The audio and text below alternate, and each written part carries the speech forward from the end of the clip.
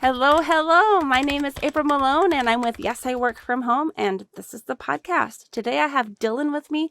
Dylan, you're going to have to help me with your last name. Yes, we did not talk about that before the show. It's Ogline, so it's Dylan Ogline. I apologize. Ogline. I know I had that moment where I'm like, I am going to butcher this. Thank you for telling me. And you are in Florida, right? Yeah, that's correct. Yes, I am in the Sunshine State in Orlando, right outside Orlando. We have a 3-hour time difference, and so... Yeah, it's early for you, isn't it?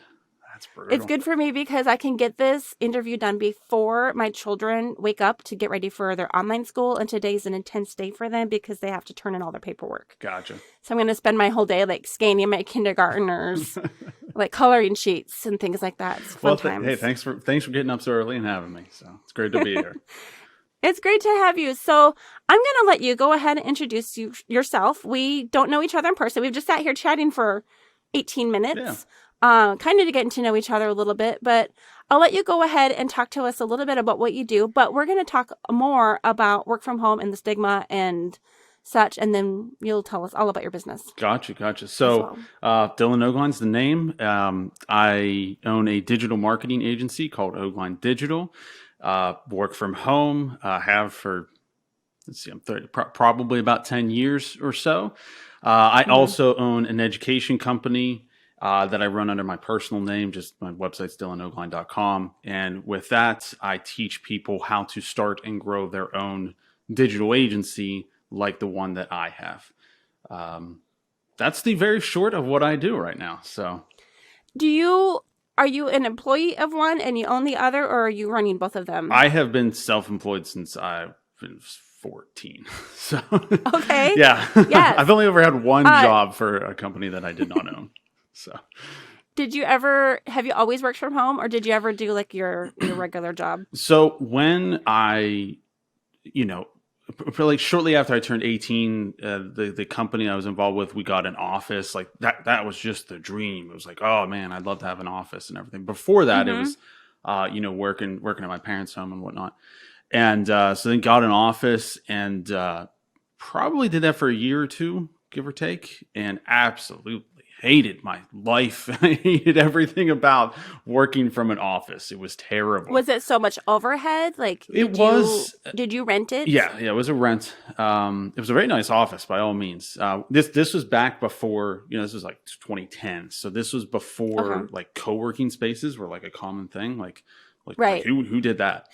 And so there was overhead, but it was the fact that like I had to sit through traffic. It was I had to be at work it wasn't like a required to, but I had to be at work at a certain time, and like but prior to that I didn't realize how much of a luxury it was where like if I'm doing something creative and like the juices just aren't flowing, I can get up and like go for a run or something. Whereas if you're in an office, like you just can't do that. So I'm very lucky that very quickly I learned how much I hated it. And I learned at a very young age how much I hated it. So, and you were able to get out of that lease. yeah. It was like a year lease or something like that. So I think we finished the lease or whatever. But I hated it. Like it was the dream. It was the ultimate dream. Yeah? I was like, I have to. How many people did you have in that office? I think there was 4, so including myself. So. And did the others hate it as much as you did? I think so. Yeah, I think so. So I'm really curious, what did you do when you were 14, your first business? My very first business was selling cell phones on eBay. So this was prior to when... You were 14. I was 14, yeah. So this was when all like the smartphones of the day, they were made in like Europe. Like Europe was far ahead of us in terms of smartphone technology for a certain period of time. So... I got my first cell phone when I was like 13 or whatever, and I paid for it like mowing grass or whatever.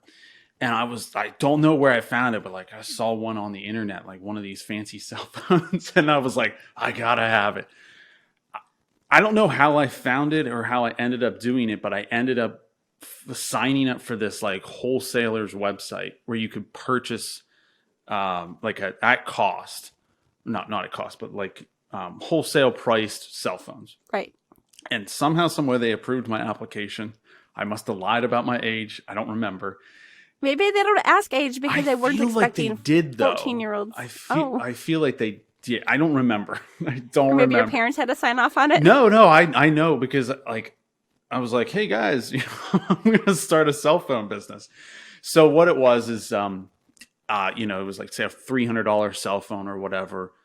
Because we couldn't get them here in the United States, there was a markup on them, and I could get them for the European cost. So like I would buy a phone for like say $300 and sell it on eBay for like $400. That's the simple end Ooh. of it. Yeah. So I was making at the time I was making like $1,500, maybe $2,000 a month. I think I might have peaked at like $3 a couple times. But when you're like 14, 15, I was making it rain. I didn't know what to do with all the money. Did your friends know you had that much money? It only lasted for like maybe 6 months because eventually it got shut down because my credit card processor found out my age. So that didn't last that long. But between then, what happened was I don't remember. I know it was 14 when I started it, and I dropped out of high school when I was 16. But what happened was so I started the business, and I convinced my parents to like let me skip every Friday. I don't even remember why I did that or how, but I would skip school every Friday and just work all day. So I did that, and then I eventually convinced them like, hey, I would love to do homeschooling so I can, I'm not wasting my time going to school. I'm still going to, get my education. But let me do homeschooling. I'll pay for it. And it ended up costing me like $1,500 to $2,000. And so they're like, oh, okay, yeah, sure thing, Dylan.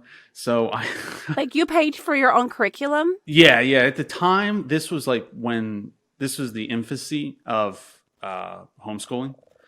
Oh, no, I was there for the infancy of homeschooling, unless you're a lot older than me. How old are you?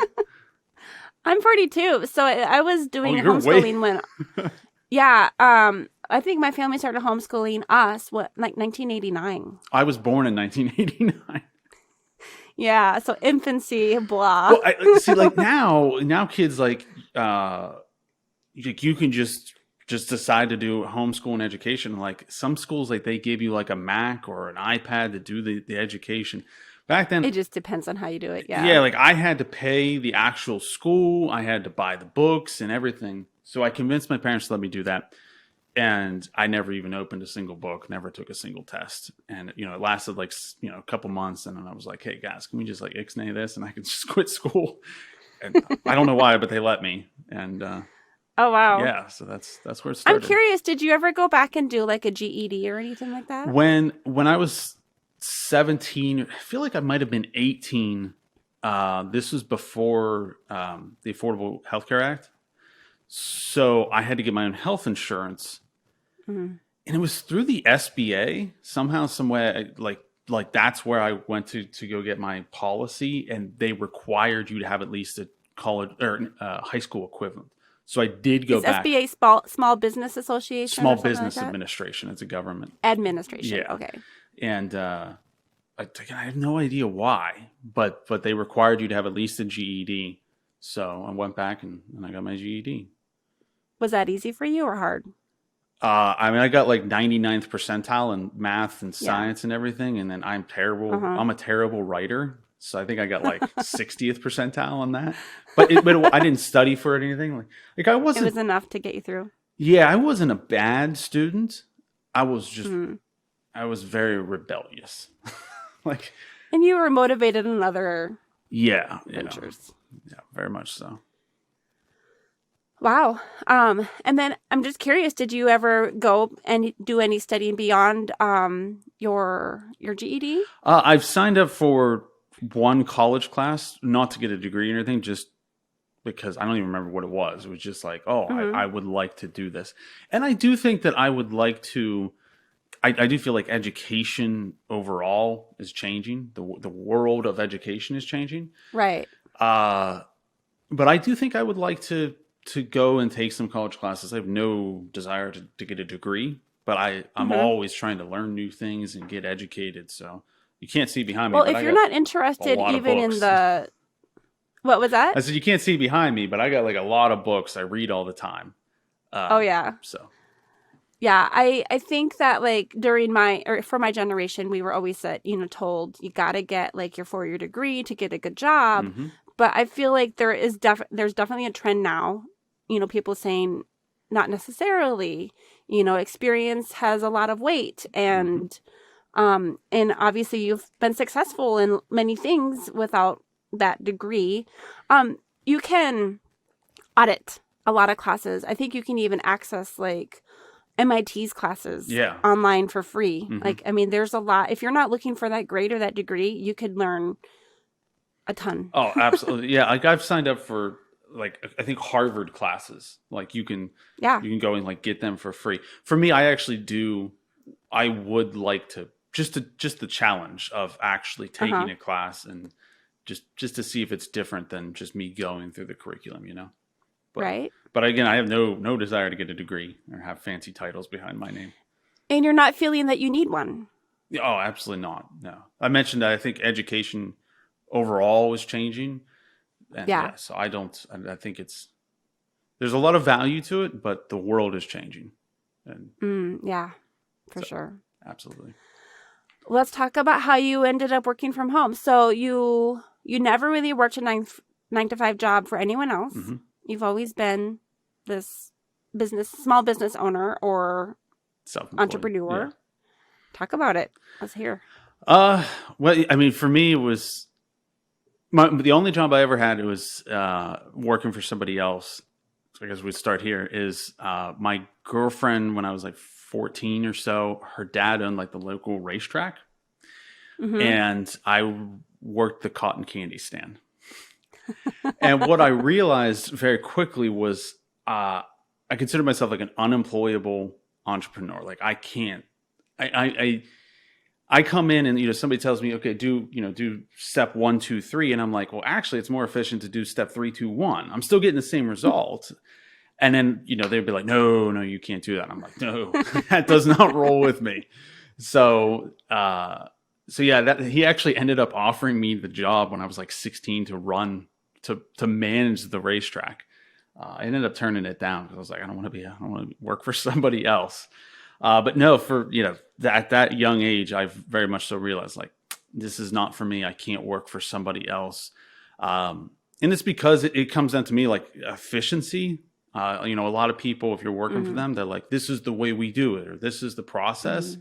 If there's a more efficient way to do it, I want to do it that way.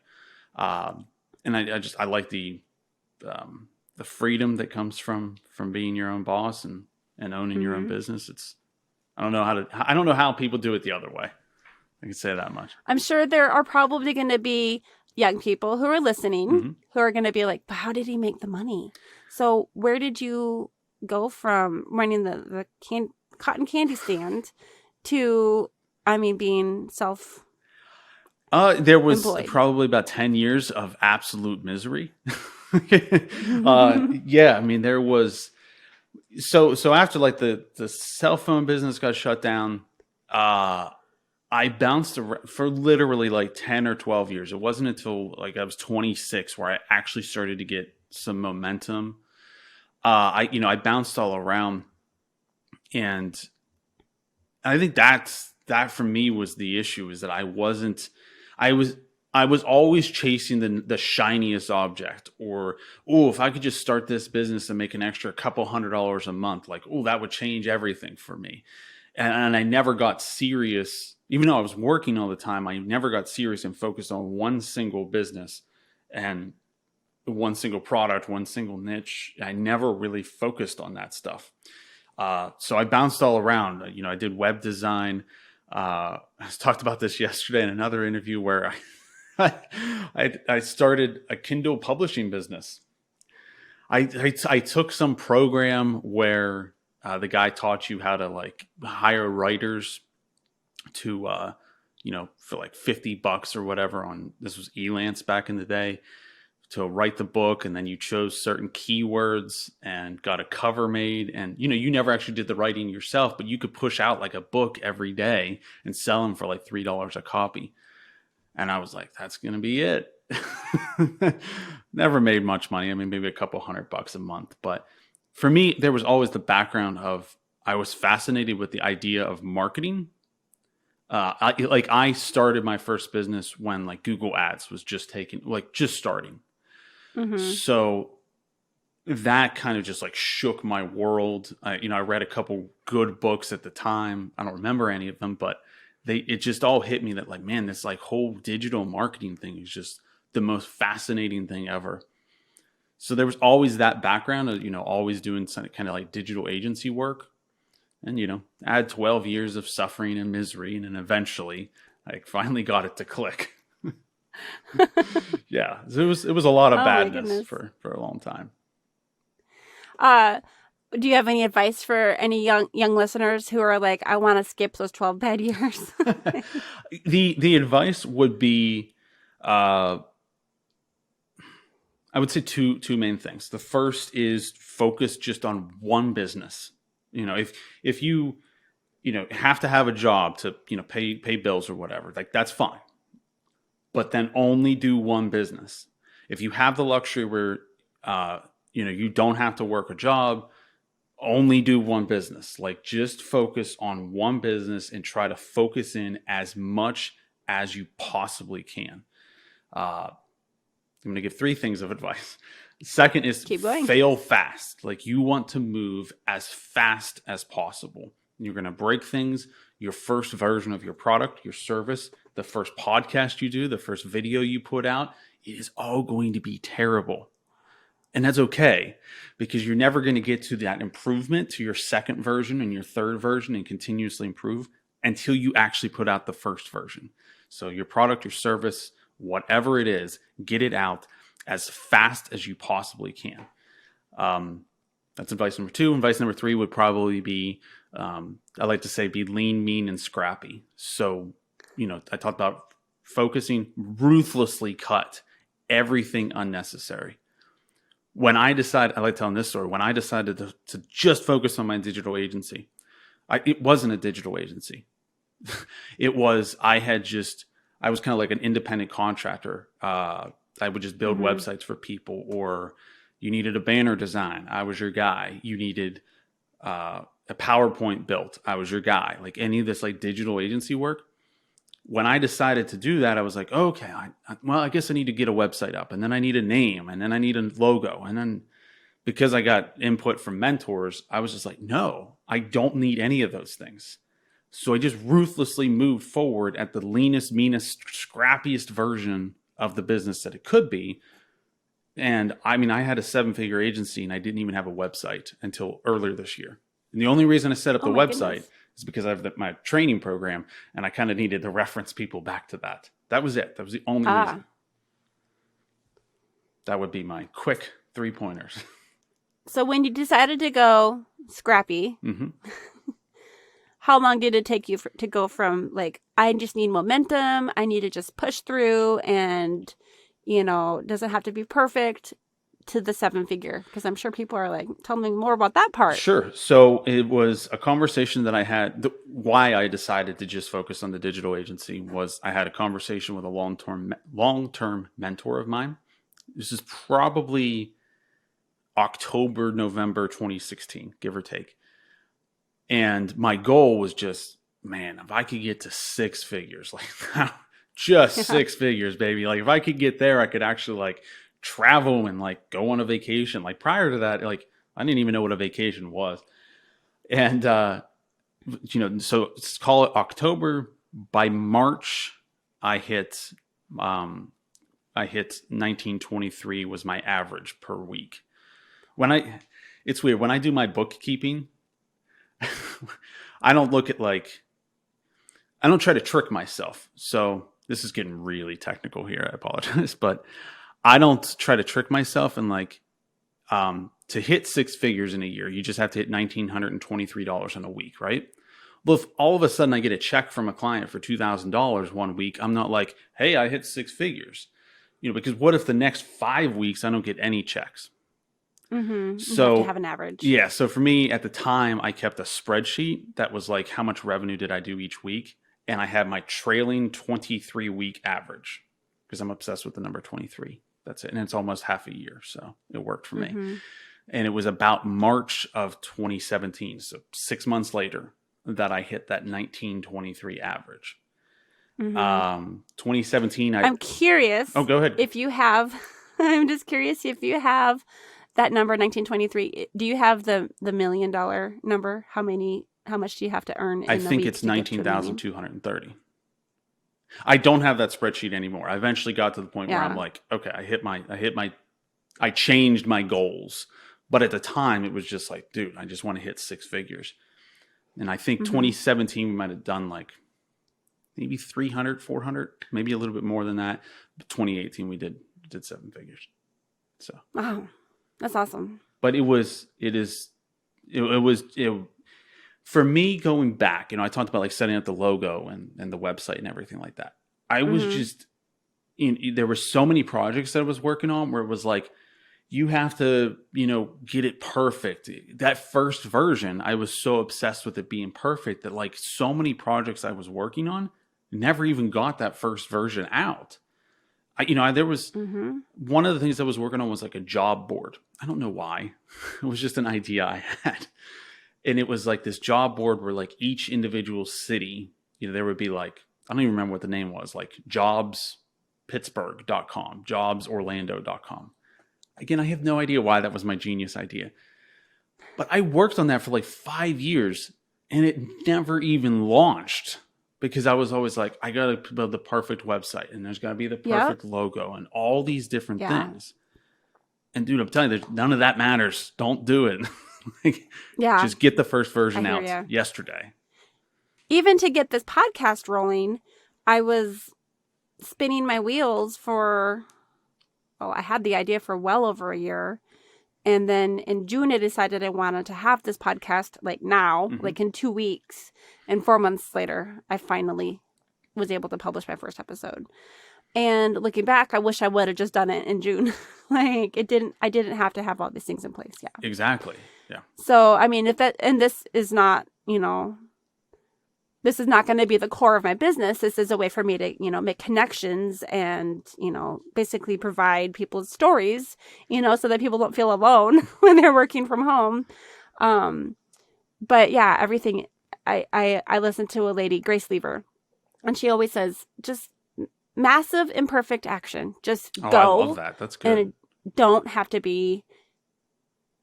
to be perfect. And even though I know that, and it's like my mantra in my head, it's still hard to implement and like live it in real life. Yeah.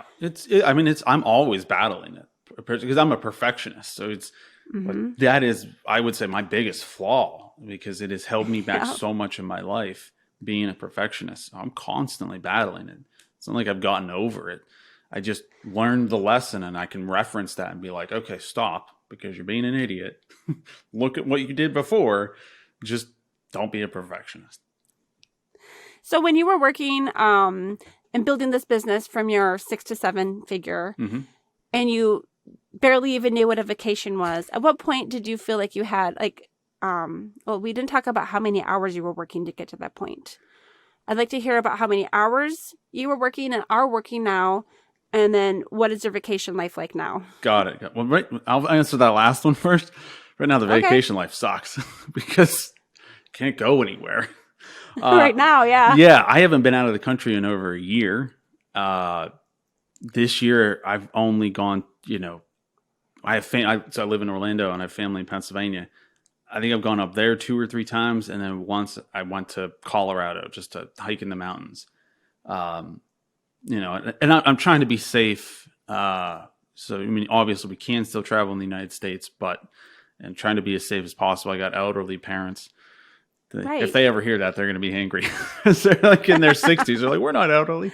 So I got parents, I got people around me who are in that kind of danger zone with COVID. So I try to be as safe as possible.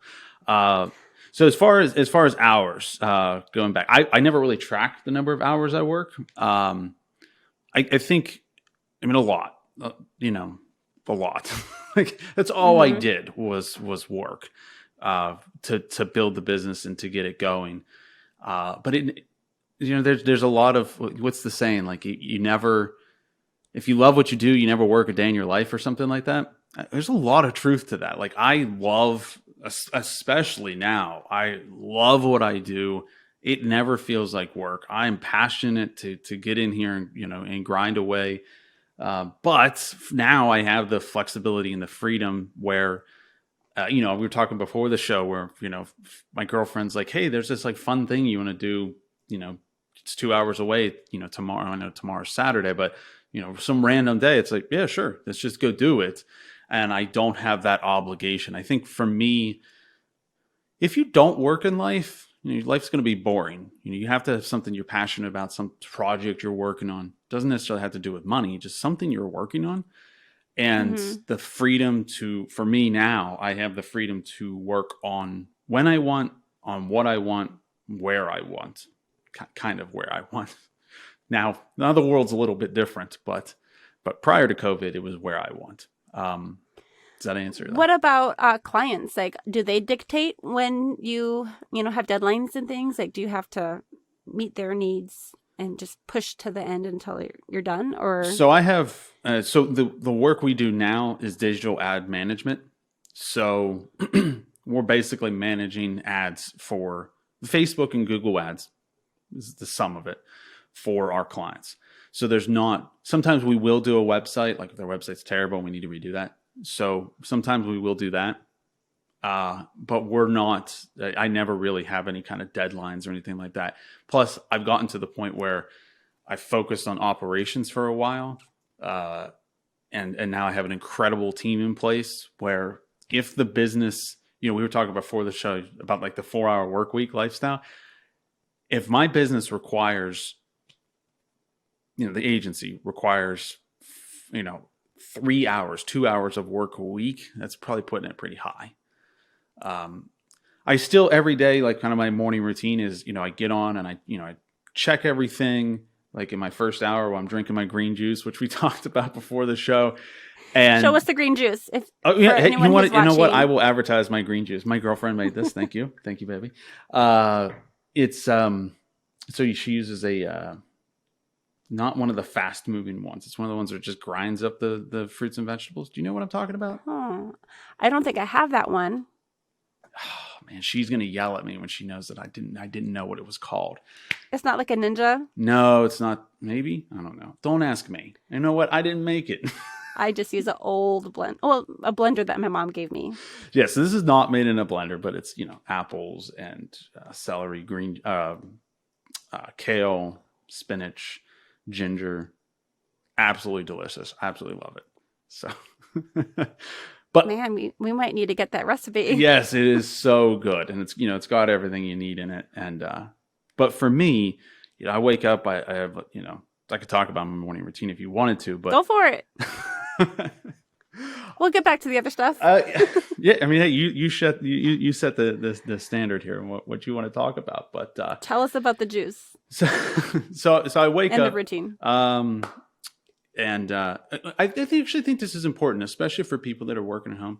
It's not a hot topic. It's nobody's like, ooh, what's your morning routine? Nobody loves to talk about it. But I do believe, especially if you work from home, that the first and last hour of your day define your life. Like if you're getting up and like immediately rushing to your laptop and like, I got to check my emails, like you're going to be miserable. Like if you're not getting up and like, getting ready for your day, you're going to be miserable. So for me, I get up, I have like a stretching kind of yoga routine I do. Gonna get my body warmed up, have my coffee, have a protein shake, get a shower, do some meditation. And then I hit the desk and start working. That first hour is just clearing any emails, putting out any potential fires or anything, checking up with the team. I'm really making it sound like a lot of work, but it's not. My goal is by 9:00, I'm done with any kind of obligation work. So if I wanted to for the rest of the day, I could just do whatever I want, which I do. Wow. But if I wanted to, how early do you wake up to be done? 7:00. By 7:00. Yeah. So I get up 7. Takes me like an hour to get ready, and then while I'm sitting here working, My girlfriend would bring me the green juice, Oh. and yeah, bust it out. And then beyond that, typically go to the gym or go for I'm into cycling, so go for a ride, and then work on projects that I want to work on, projects that I'm passionate about. So Mm-hmm. So if you only needed to do 1 or 2 hours a day or 1 or 2 hours a week for your agency, how many days are you working? Or how many days a week are you working and how many hours a day are you working on your special projects that you're interested in? now with COVID, now it's like it's really bad. I mean, it's probably every day I'm working because there's really not much else to do. I mean, we spend a lot of time with my girlfriend and our dogs, but there's really not much to do. Yeah. I play hockey. Can't really go play hockey because the rink I go to is closed for construction. So hopefully in 1 month, actually it's 1 month today, they open back up, and I'm looking forward to that. But 60 hours a week. But it comes down to it's what I want when I want. So Mm-hmm. I struggle to give you that number because I love every minute of it. So you don't have to work 60 hours a week. You're No, choosing to because it's the stuff that you enjoy. absolutely. I think that is the most important part is when people, especially if you like right now, if you go to a 9 to 5 job or you work for a company, even if you do work from home, most people, when they hear that word work, it's misery. It's bad. I mean, Yeah. nobody's like, I'm Mm-hmm. so excited to work. And it's not like something's wrong with you. It's probably because you have a job that you don't like. You're not Yeah. passionate about it. And that doesn't make you a bad person. It doesn't make you lazy. You're there for the paycheck. You're there for the paycheck. That is so true. And that's why you hate the term work. Mm. So I think there's a lot there's a lot of truth in that. You can unpack that further. I had all these things like flashing through my head, and now I'm trying to like figure out which one I wanted to say first.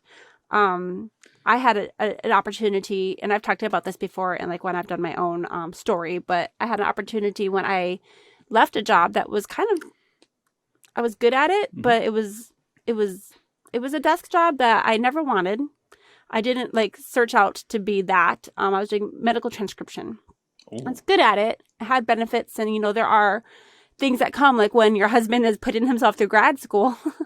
Someone's got to carry the health insurance and pay the bills. yeah. So I did that. Well, when they basically offered me the opportunity to leave, like it wasn't like I was fired or laid off, but they were like, "Hey, we need to downsize. Who wants to volunteer to go first?" I I had already found something that was way, way, way, way, way more fun for me Mm-hmm. and followed that. I had to work more hours. I had been working 33 hours a week for the previous job, and now I have to work, 40 or more to replace that income at least. But it was fun. I didn't mind. Mm-hmm. So keep going. I have something else I want to say as soon as I can find it again. No, I think that's actually how I got into my education company was I ended up, over the years with the agency and being like in that kind of marketing space, I would end up meeting people at, conferences or industry events or whatever. And I was, at the time working from home was a little bit more of a, novelty than what it is now. Mm-hmm. But I would meet people and they would just be like, they were miserable with their jobs, and they were like, I want to do what you do. Like I've tried talking to my boss, and they won't let me work from home. Yeah, I hate Mm-hmm. my commute. I hate all these things, Mm-hmm. and so that's how I started getting into mentoring and coaching and whatnot. Was just meeting people who hated their jobs and wanted to kind of do their own thing when they want, whenever they want on what they wanted to, not be a slave to a desk. And I would also argue, I think we talked about this a little bit before the show, where I think the definition of work as itself has been changing for a long time. Mm-hmm. It becomes each year more and more people are working from home or starting their own businesses because it's a lot easier now to do that from home. And with COVID, it just ratcheted that up to 100, where now the stigma, which we talked about that before the show, is completely gone, because it had to be gone. You go back a year and everybody was, they kind of view people that work from home as like, they're not that serious. They're not, they don't have a real job. And now it's like everybody has to work from home, and they're like, oh, I guess those people actually were working. Yeah. Right. There are so many different ways that you can work from home, though. Like, I think I had an interview earlier this week where it was, I think people thought that since I worked from home that I had time flexibility and that I could work from anywhere and go to like a coffee shop with a laptop. And I was definitely in like a organization that required me to be hardwired to my, with an Ethernet cord to my router, and I wasn't allowed to bring it anywhere else. So I always want to kind of clarify, like, are you an entrepreneur? Are you a small business owner? Are you a work from anywhere? Or, are you an employee of an organization that's requiring you to, basically clock in and clock out? Yeah. No, I forget who I talked to somebody recently who had something like they were able to work from home, but the company they worked for like logged their keystrokes, and they had to hit a certain number of keystrokes per hour. This is the face I was making. I was like, what is that? What is wrong with those people? Oh yeah. Very micromanaging. Yeah. I mean, my company did that. Like they could measure, like we used a foot pedal for the transcriptions because it was kind of like the play button, and you could lift it and rewind with your foot. So that you wouldn't have to take your fingers off. That's actually pretty cool. The keyboard. It is, except for they could tell, like, how long have you pushed it? What percentage of your day have you been pushing it? How long did you let go? Like, how many, and they can see, like, what apps have you, or what screens have you had up on your screen? And, like, have you been spending too much time in the messenger versus, like, into the, place where we were putting our documents? Mm-hmm. And, like, you always had that feeling, like, even though you're sitting in your home office, that basically someone's looking over your shoulder, like, the whole day. I can't even... I have a team of... And, like, some people love it. Like, that's what they trained to do, and they feel proud, and they know that they're helping an organization. Because we were doing, like, emergency notes. And sometimes, like, you're basically putting the record in there so that the doctor can do surgery. So, like, there's definitely a certain amount of satisfaction of doing your job well. Mm-hmm. But when I had the opportunity to change, I was like, yeah, get away from that. I'm ready. Wow. That's so... I mean, I have a team of... It depends on, what all is going on with the business, 6 or 7 people. Mm-hmm. I literally sometimes forget their names because when I bring somebody on, when I bring a team member on, I tell them, like, I don't want to talk to you. Like, if you need me at any time, Skype me, send me an email, call me if there's an emergency. I'm available to you. If you need to talk about anything, you just want to chat and you're lonely.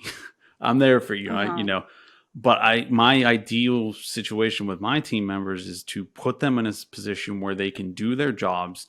They don't feel like I'm looking over their shoulder, empower them to do their jobs right, and trust that they're going to do it. And I mean, sometimes you have to like look at metrics and just get a feel for, is this person doing their job? But I've never had somebody, at least in my personal opinion, maybe I've just been lucky to make the right hires.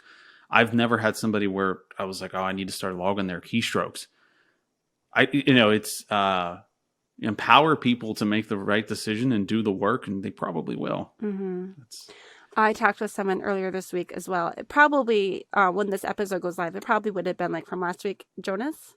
And he's a workologist, and he was talking about how that's kind of like how the work is changing. And as companies are learning that they don't have to have such a short leash on their employees, the more that they trust their employees. Now, some people, of course, are going to be an exception to the rule and try to get by with the bare minimum. Mm-hmm. But, the more you can trust people to get their job done, oftentimes they'll do it. Like, their work is the proof of, how productive they are. Absolutely. Or efficient. Yeah. And I think I am okay with somebody on my team figuring out a more efficient or better way to do something. I talked to somebody, this was back before COVID. They owned an agency as well, and they had somebody who, I think they'd focus more on web design. And he found out like he had a designer or whatever who would come up with the concepts for the website. Wasn't actually building the website, just the graphics or whatever. And he somehow found out that the employee wasn't actually, they were no longer actually doing the work themselves. Like he was paying them to do the work themselves. They were outsourcing it.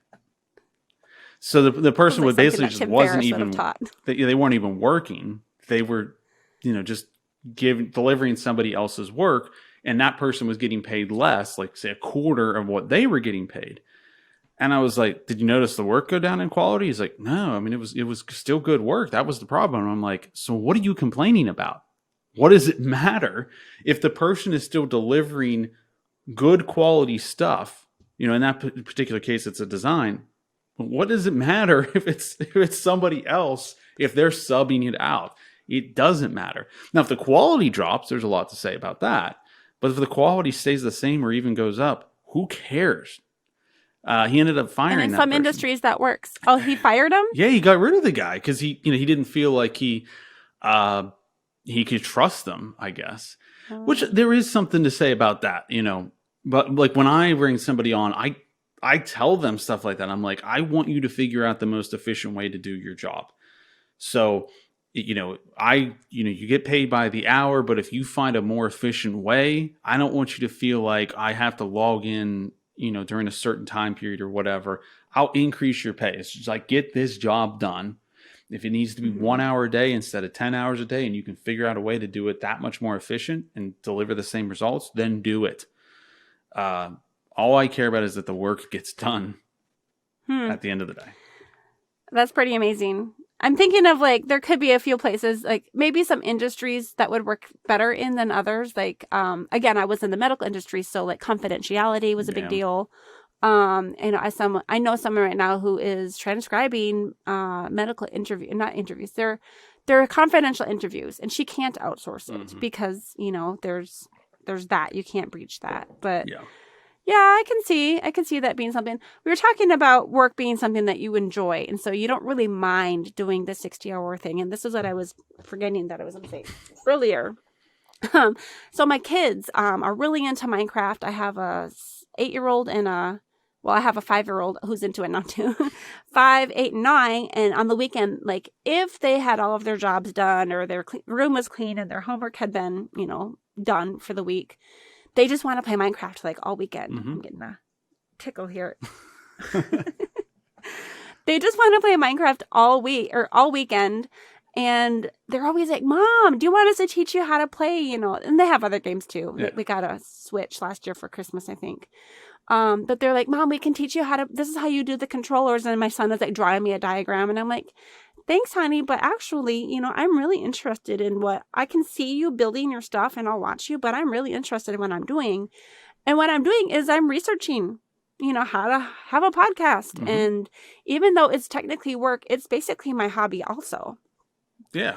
And so I'm filling my time with something that I enjoy.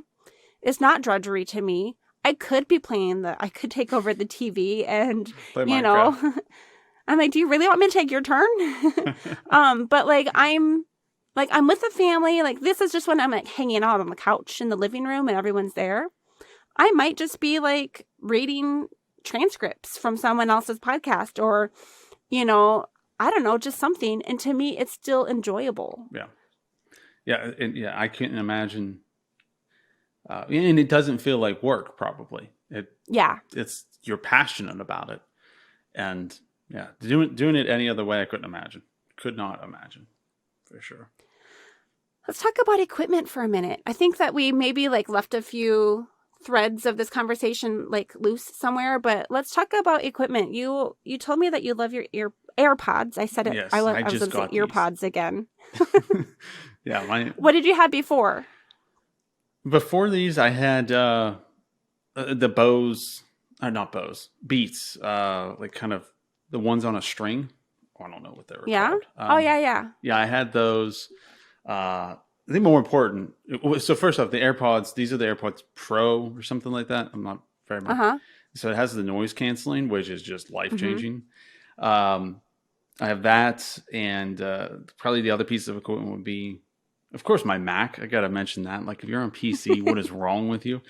Uh, I'm with you. I mean, like I had to learn both when I was in college. I mhm. had to be my very first semester of college, I had to learn how to use a Mac and a PC at the same time. Because apparently where I grew up, we just had like this old dinosaur of a computer that I don't even know what it was, but it wasn't a Mac. And so I had to learn both, and I had to learn like the menus and the mouse It's different. keystroke or Yeah. the shortcuts and stuff like that at the same time. So Hmm. I've always been versatile in both, but if I can buy my own, I'm always going to go with Apple. I grew up on PC, and then when I was like 20 or 21 or something like that, I got my first Mac. I never gone back. It's Are you on a laptop, or are you on like a iMac right now? so I have a Mac Mini, which is mounted to The little square. yes, which is mounted to the bottom of my desk, Uh-huh. and then I have the LG 4K Ultra something monitor. How big is it? 27 or something inches. Nice. That's the reason I did the Mac Mini is that I also have my MacBook Pro, so that I kind of have redundancy. Because Yeah. sometimes prior to COVID, I would travel in sometimes sketchy places, and if somebody, everything is in the cloud. But if somebody were Yeah. to steal my Mac, I mean, like that would like rock my world. So I don't know. I always think of like that redundancy. So, there a lot of things would need to go bad for me to lose my data and everything like that. So I have Right. the Mac Mini, which when I was surprised by I think I got like 64 gigs of RAM. Like it's ridiculous. And it was cheaper than the MacBook Pro. So, Yeah, I've looked at that option because I'm using my MacBook Pro. mhm. And I mean, it's not a great monitor. I think my husband used it for a little while, and he's like, yeah, it was our TV that we were using as a monitor for a while. It's a small TV. But yeah, I'm trying to decide when I don't have a backup computer. That's the thing. Like you're talking redundancy in case someone steals it. I'm thinking if it crashes, I just need to be able to log back in. I'm still doing some of this online teaching, Yeah. and they expect me to be there when I say I'm going to be. Yeah, that's another reason why I have two, is so if something goes bad, I got a backup. The other piece of Do equipment. you have do you have the Pro as a monitor also, or do you just use the one monitor? No, I just use the one monitor. My Pros. Actually, I don't even know where it's at.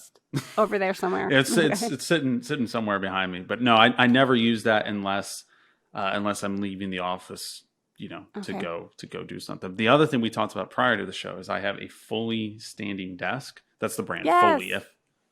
F-U. FULLY, because Yeah. my last interview also has one, and it's bamboo. Yes, it is incredible. They're not cheap by all means, but it is sturdy, flawlessly works.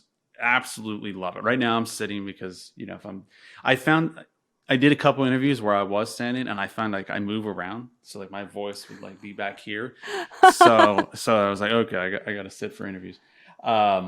But no, I absolutely love the standing desk because it's really unhealthy to sit for so long, and I find that I think clear if I'm doing some kind of creative work, writing something or coming up with a lesson. Standing and busting it out is a lot better than sitting and just my legs aching. I learned it the hard way. With the pandemic, we've been home, and I was doing a lot of like the Zoom stuff. And people talk about Zoom fatigue. We've talked about this a few times in previous episodes. But what happened to me is I attended a 3-day summit, and it was really good. I didn't expect to watch all 36 people talk for 3 days. I think I missed only 2. But toward the end, it was like my tailbone felt crooked. And I was started to like have headaches, and like my back felt weird. And I went to the chiropractor the next day. I'm like calling. I'm like, please let me in. And he's like, did you sit a lot this week? And I was like, yeah, I was attending a summit. And he's like, your SI joint or whatever. I don't know what he called it. But basically my hips were like getting all wonky from literally sitting so much. He's like, you gotta move and walk. And I mean, I didn't think that sitting for 3 days was a big deal. But if you do that every week. Do you get up? Like how like if you sit, how long nonstop are you sitting? Apparently, I was doing it a lot because, like, for a while I was teaching 10 hours and I would sit the whole time. I Oh. can stand here. I don't have a fancy desk, but it's manual. I can lift up the keyboard tray, and then I just have like a couple boxes I can put my MacBook up on. That works. So I can stand. You know, I've got a map behind me, and Like me.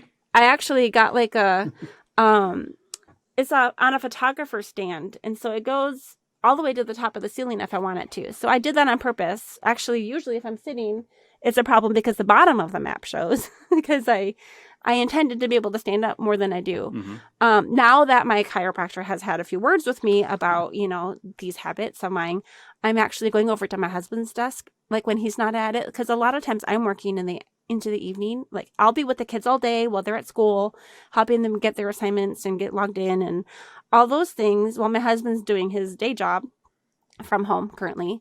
And then I'll kind of like sneak over and use his desk a bunch. Mm-hmm. And he's like, just don't leave your stuff on it. He doesn't want to come back to his desk like all cluttered because we have different habits, let's just say. I would say two things on the sitting and whatnot.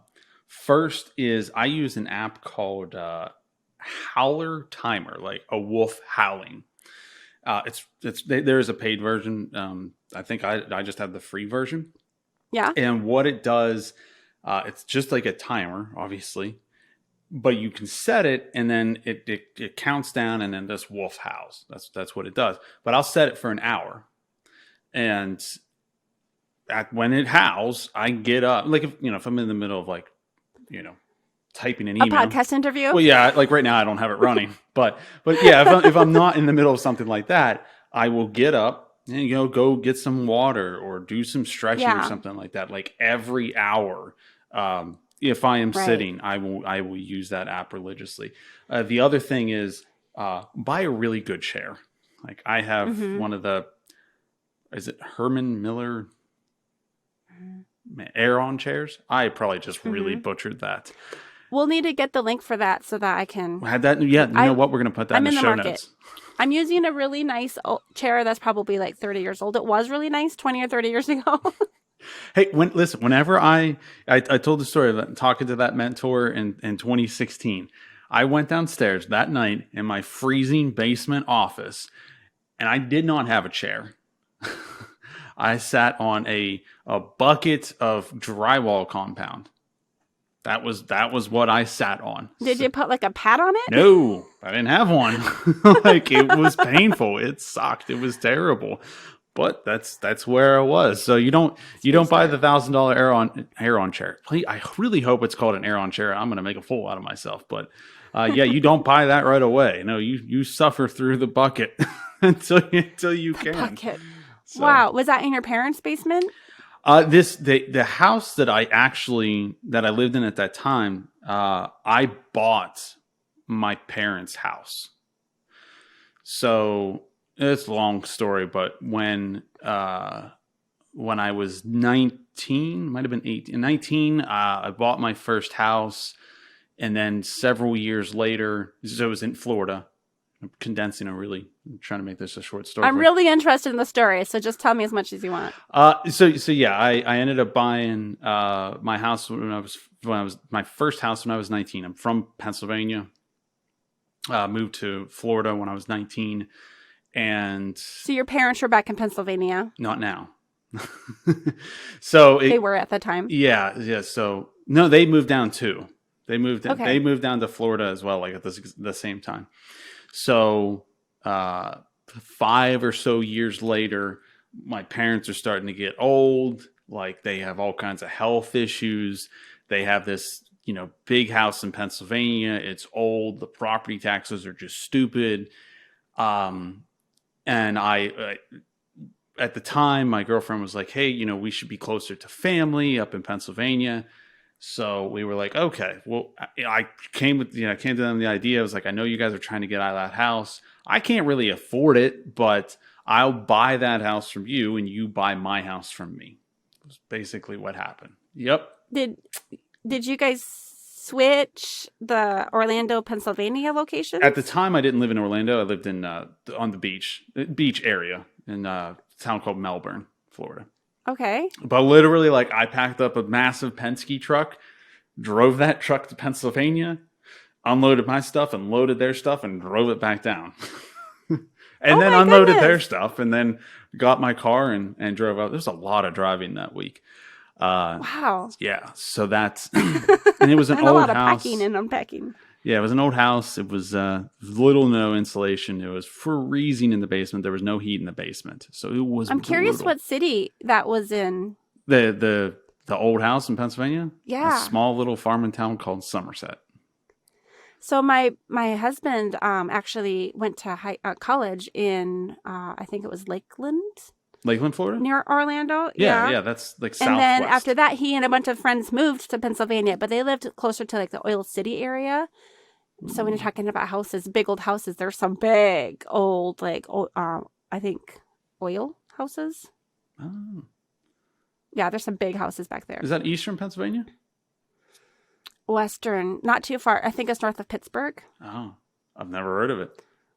Yeah, Oil City, Oil City, Like oil. oil. And then it dried Kinda up, and then sounds everyone familiar. left, Oh, that makes sense. and they left all these like huge, like I guess I would call them mansions, like just huge, ridiculous houses that ended up just kind of like becoming like decayed because no one was living in them, and like they were just selling them for like a few $10,000, like Oof. maybe 40 grand. You could like buy literally like this freaking amazing old house that you'd have to fix up. Yeah. No, it wasn't that big. It was like 4,000 square feet, but it was That's still big. the property So then taxes you were guys expensive, and it was switched locations. yes.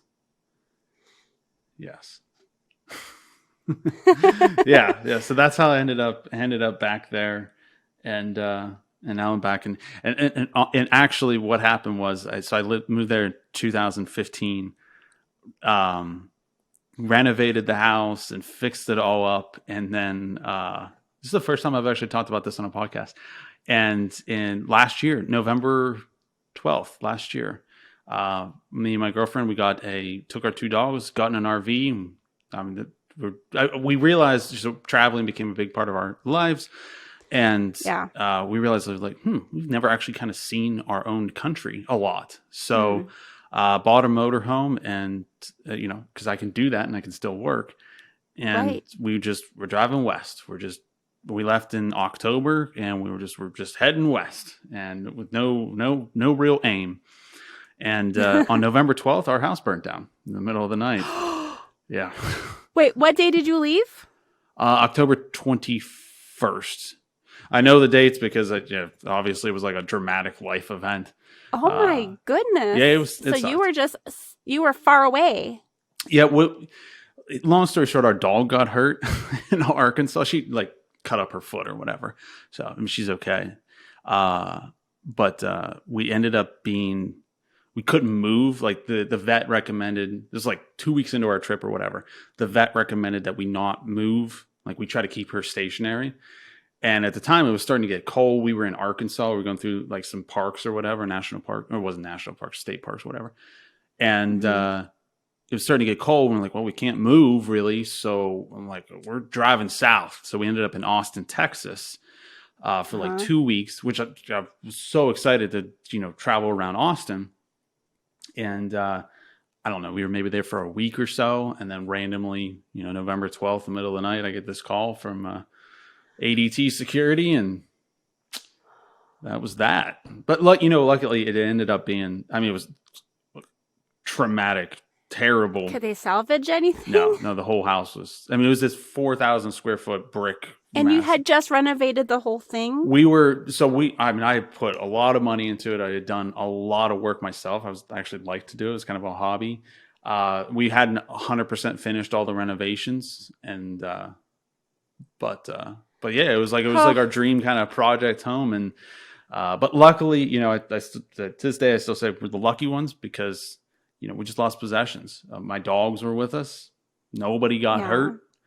You probably brought your most important things with you in the RV. I'm not really a possession thing. I'm not really, I don't really have any possessions. Like that mean a lot to me. You had your laptop. I had my laptop. I had some clothes. we took, we had like a little mini safe or whatever, so we didn't like lose the important documents or whatever. Oh, wow. It was just, like all your possessions. And so I go up there again. This is the first time I've ever publicly talked about this. So then, I go up for like a week to kind of just like handle everything and make sure everything's okay. Fly back to Austin, and it was like, dude, I don't want to continue with this trip anymore. Like, I kind of want to rebuild my life. And at the time, we were actually looking to, before the RV trip, we were looking to maybe buy like a condo or a smaller house in Florida, just to, kind of like a getaway or whatever. Mm-hmm. But then we're like, okay, we'll do the RV trip and maybe we'll buy something out west or something.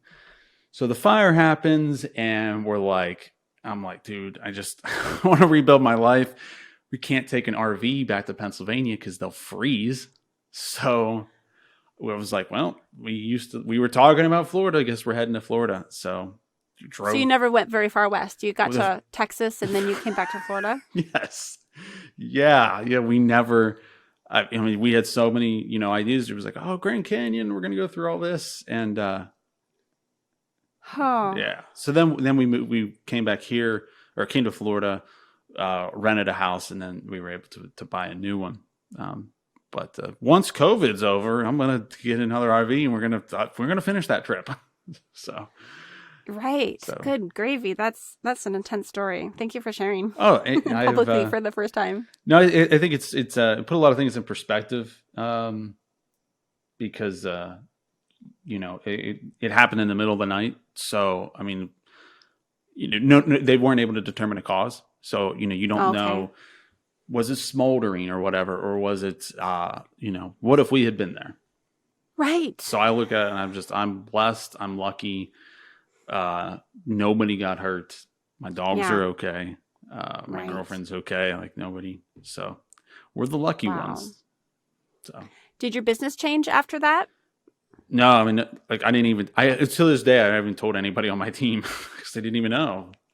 It was just, I took. You're like, we're just moving to Orlando now. They don't even know that I moved. They don't even know. I actually don't think, I might have talked to one of them.